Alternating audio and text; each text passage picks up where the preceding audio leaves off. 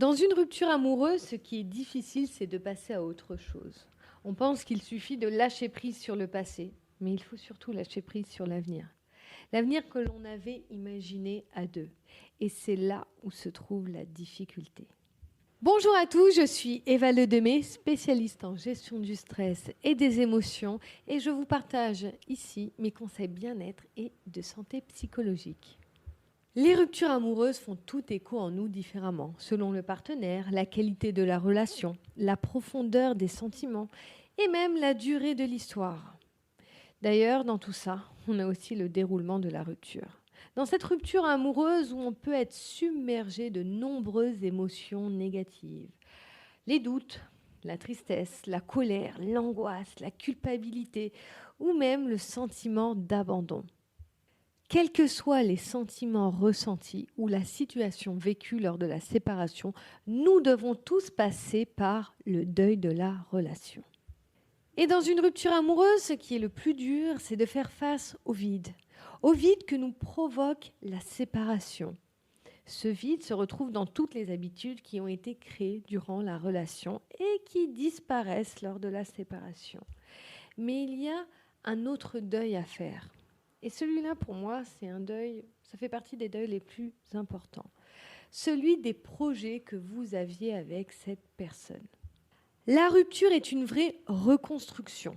Et afin de surmonter cette épreuve, vous allez avoir besoin de vous approprier des nouvelles habitudes. Pour cela, la première chose, vous devez reprendre confiance en vous et en votre vie. Confiance en vous, car la rupture peut vous amener à des remises en question personnelles. Là, on remonte aux doutes dont je vous ai parlé au début, mais aussi confiance en votre vie, car vos projets de vie ont besoin d'être réadaptés. Car forcément, cette rupture vous apporte des inconforts, mais vous apporte aussi des nouvelles opportunités, des opportunités pour voir votre avenir différemment. Et bien sûr, vous aurez besoin de travailler votre confiance en vous et en votre vie de manière, on va dire, le plus simultanée possible, c'est-à-dire de le faire en parallèle, mais aussi de réaliser cela à votre rythme. Une rupture amoureuse peut être réellement vécue comme un traumatisme. Et ça va dépendre de chacun. Cela va dépendre des conditions dans lesquelles s'est passée la rupture. Par exemple, une rupture où il y a des infidélités va se digérer d'une manière complètement différente d'une rupture qui se passe juste parce que les sentiments ont diminué ou ne sont plus là.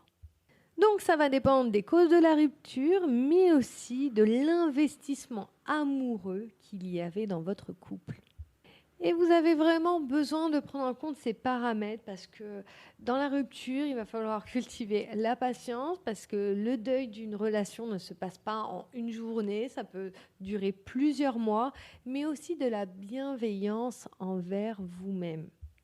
Car dans une rupture amoureuse, on peut faire face au sentiment de regret et pour cela, vous aurez besoin d'être un peu plus indulgent envers vous-même afin d'alléger, de faire que ce moment se passe le plus, on va dire, légèrement et tranquillement possible pour vous. Car le deuil d'une relation peut être émotionnellement chargé et difficile. D'ailleurs, vous pouvez regarder la courbe du deuil d'une relation afin d'y voir plus clair, parce que vous allez passer par différentes émotions, la tristesse, le déni, la colère. Mais c'est un moment indispensable pour dépasser votre rupture et pour vous préparer sereinement à pouvoir accueillir dans le futur, si vous le désirez, une relation plus en adéquation avec vous. Et la première étape avant cela, et je sais que ce n'est pas simple, c'est d'accueillir ces émotions négatives. À la fin d'une relation, on a souvent envie de se changer les idées dans d'autres activités ou de rester dans sa tristesse. Alors, oui, c'est super d'aller voir des amis, de se changer les idées, de faire des nouvelles activités. Mais l'une des solutions est de trouver l'équilibre entre se changer les idées et être avec soi-même, afin de pouvoir traverser de manière sereine ce changement.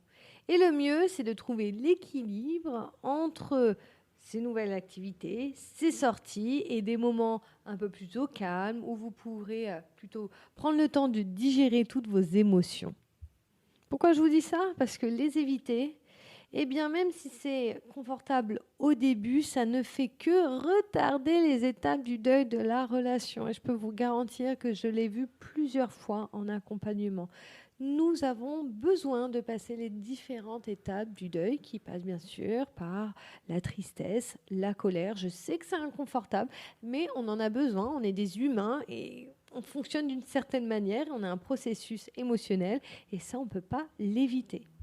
D'ailleurs, une idée pour vous aider à extérioriser vos émotions, vous pouvez écrire vos ressentis par rapport à votre ex-partenaire et vous y allez vraiment avec sincérité. Je sais, même ça peut être désagréable parce qu'on a peut-être un peu de ressenti négatif par rapport à son ex. Eh bien, n'hésitez pas à être franc sur ce papier. Ça va vous aider à faire extérioriser la colère et la tristesse.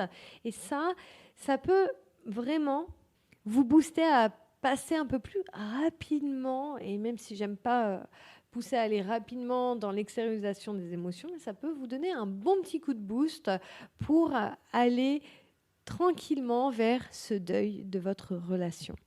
Donc, vous pouvez écrire vos ressentis par rapport à votre ex-partenaire, mais aussi vos ressentis par rapport à votre relation, comment vous vous êtes senti dans votre relation, qu'est-ce que vous avez trouvé d'injuste, mais aussi comment vous vous sentez là par rapport à votre rupture. Si vous prenez quelques instants pour faire ça, même si c'est 10 minutes, allez, 15 minutes grand max, je peux vous assurer que vous allez vous en sentir plus léger. Un autre challenge, accepter le manque et les habitudes qui ont changé. Ce vide qui peut être vécu comme insupportable. On va être d'accord, il peut nous pousser à certains comportements comme scroller son ex sur les réseaux sociaux, Instagram, Facebook, on est tous passés par là, ou avoir envie de garder contact régulièrement avec lui ou elle. J'ai envie de l'appeler, j'ai envie de lui envoyer des messages. Mon conseil, s'il vous plaît, faites une période de détox. Cela est bon de couper les contacts pendant au moins un temps, même si après vous voulez être ami avec votre ex. On a besoin d'avoir un temps où vous pouvez vous reconstruire chacun de votre côté. Ce que je vous propose, quand vous avez envie de lui écrire un message, eh bien, écrivez-le. Vous pouvez l'écrire dans un cahier, ça peut vous aider. Vous pouvez aussi ranger ou mettre de côté les affaires et les souvenirs de votre ex-relation. Eh bien, ça va vous aider dans le sevrage, mais c'est une étape, certes, qui peut être plus délicate quand vous avez des enfants avec cette personne. Donc, armez-vous de patience et suivez votre rythme. Vous pouvez également demander de l'aide à un ami ou à un proche pour trier les affaires ou faire un petit peu de ménage dans votre appartement. Vous pouvez aussi changer la déco, changer la disposition de votre maison, de vos fournitures, de votre immobilier dans votre maison ou appartement. Ça peut vous aider à mettre un petit peu un nouvel air dans votre chez vous, et ça permet de casser un petit peu avec les souvenirs que nous avons de la relation. Ce que vous pouvez faire régulièrement aussi, c'est faire le point sur votre relation. Alors, cette étape, c'est une super manière pour en fait, ne pas reproduire les schémas, ne pas reproduire ce qui ne vous a pas convenu dans votre relation, parce qu'il y a forcément des choses qui ne vous ont pas convenu aussi. Et ça va vous aider à vous recréer des objectifs pour votre prochaine rencontre. Et pour vous motiver dans cette épreuve, je peux vous assurer que quand on regarde des personnes qui ont réussi à se reconstruire une vie épanouissante, que ce soit après un divorce difficile, une relation toxique, ou après avoir vécu l'infidélité, ou même après la perte d'un conjoint, vous pouvez être rassuré. Vous pouvez être rassuré sur le fait que l'humain a clairement les capacités de dépasser une rupture amoureuse, quelle que soit la difficulté ou l'intensité de la rupture.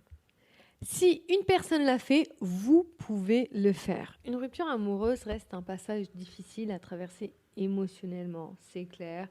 On l'a tous vécu, moi je l'ai vécu, je le vis aussi plusieurs fois en accompagnement, mais ce qui reste encore le plus dur, c'est que si vous n'êtes pas intimement convaincu que vous êtes capable de la dépasser, eh bien vous allez vous rajouter de la difficulté. Alors soyez convaincus que le meilleur reste à venir. Si vous n'êtes pas persuadé que vous pouvez trouver une personne encore mieux pour vous et que vous avez la capacité de construire le couple de vos rêves, eh bien le chemin risque d'être encore plus long. Alors s'il vous plaît, pensez à une chose importante. Vos rêves de départ n'ont pas changé.